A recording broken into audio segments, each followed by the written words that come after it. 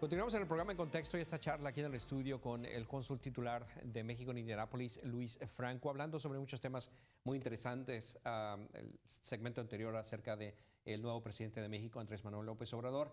Vamos a hablar sobre el proceso de asilo o de refugio. ¿Qué tan difícil es obtenerlo en México? ¿Qué tan difícil es hacerse residente o ciudadano? Cónsul, ¿qué tan difícil es este proceso? Bueno, primero que nada tenemos que decir que México está tratando de cumplir o está en el proceso del cumplimiento de compromisos internacionales en el marco de acuerdos internacionales y de derecho humanitario.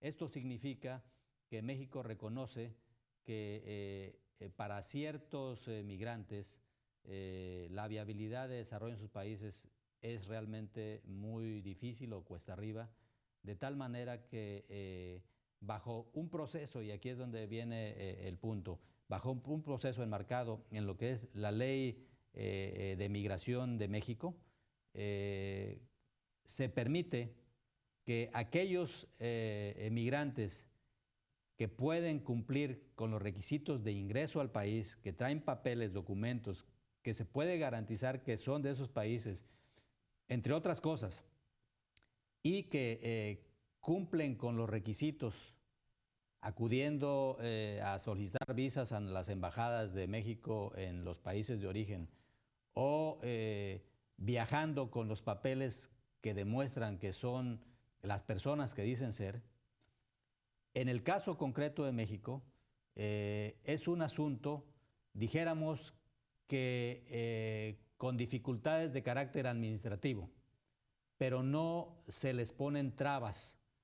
No hay de ninguna manera en las disposiciones mexicanas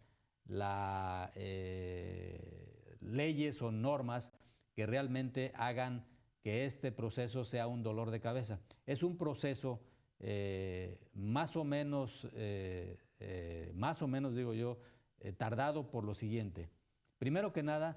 Pero lo que quería preguntarles, si, por ejemplo, para que una persona pueda tener asilo o ser recibido como asilado aquí en los Estados Unidos, necesita haber sido perseguido por su raza, por su religión o un grupo social específico, específicamente ser perseguido por su gobierno, ¿no? Sí. En su país. ¿Cuáles son los requisitos para solicitar eso en México? Bueno, ok. Voy a hacer una pequeña aclaración. Hablamos mucho en estos días del asilo, sobre todo aquellos que están en la frontera México-Estados Unidos. ¿Sí? Inclusive hay algunos que hablan de asilo político.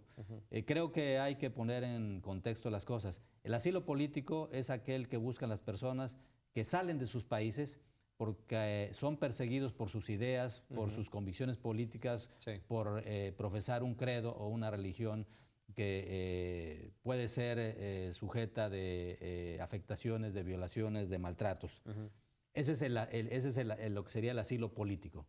La gente que está viniendo en estas caravanas está saliendo en búsqueda de lo que sería, en términos generales, aquí le llaman asilo, de un refugio. ¿Sí? Okay. Es el término que utilizaremos en México. En México pueden solicitar el refugio y lo han hecho en estas caravanas cerca de 2,000 personas, según tengo entendido. Otras tantas... ¿Pero es más difícil en México obtener ese beneficio, que acá en Estados Unidos? No, dijéramos que es más fácil. Okay. Es más fácil.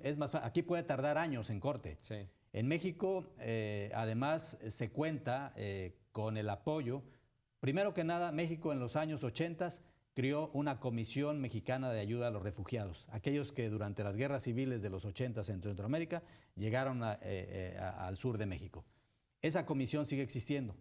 ¿Por qué? Porque siguen dándose fenómenos de migración a través de Guatemala fundamentalmente.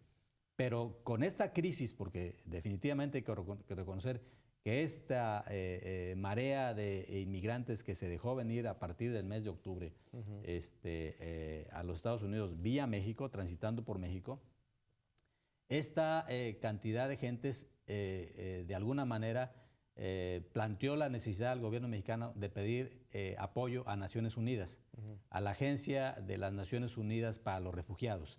En este momento México lo que está haciendo es haciendo los cuestionamientos necesarios, recopilando los papeles para que no se pierda la identidad de estas personas, sobre todo se está consciente de la vulnerabilidad de los grupos migrantes.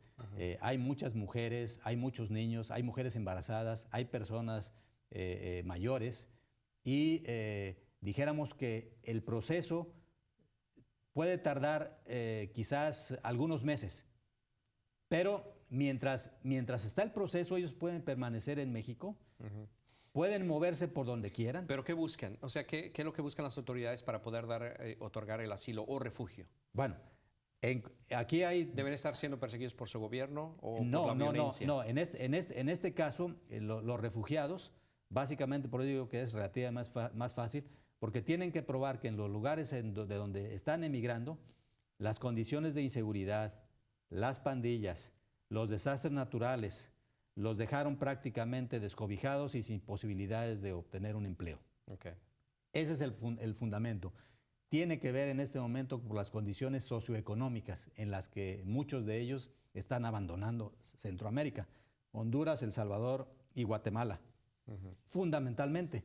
Entonces, en estas condiciones, las exigencias, dijéramos que se limitan a que presenten la documentación que los acredita como tales, que esos menores que están presentando son efectivamente sus hijos, sí. Que esas personas que dicen que los están violentando, puedan ellos probar en un momento determinado, dando constancia de los hechos. Hay, dijéramos que una mera atribución administrativa para el gobierno de México y la Comisión Mexicana de Ayuda a Refugiados y la Agencia de Naciones Unidas para los Refugiados, en colaboración, porque acompaña este proceso, la Comisión Nacional de Derechos Humanos de México, ellos puedan finalmente acogerse al beneficio del refugio en México. Dijéramos que llegarían como refugiados, es la palabra que utilizamos en México, y puedo decir con toda tranquilidad que es mucho más fácil aquí en México, o es en México que en Estados Unidos. Así es.